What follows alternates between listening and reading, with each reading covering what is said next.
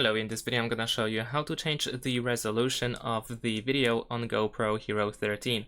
So in order to do that, we can simply tap on this icon in the bottom right corner in order to switch the quality.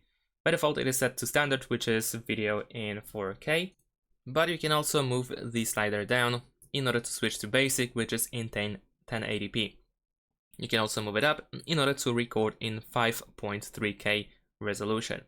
However, in addition to that, you can also go to the menu, so swipe from the top towards the bottom like so.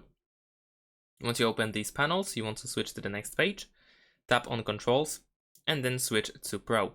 Tap anyway in order to close it, and then swipe from the bottom to the top in order to close the menu. And then in the bottom right corner, you will have a different icon, but you still want to press it in order to find the settings. And here you can choose a different resolution, different frame rate, different lenses.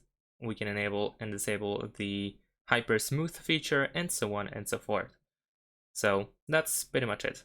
Thanks for watching, leave a like and subscribe to my channel, and see you in my next videos. Bye!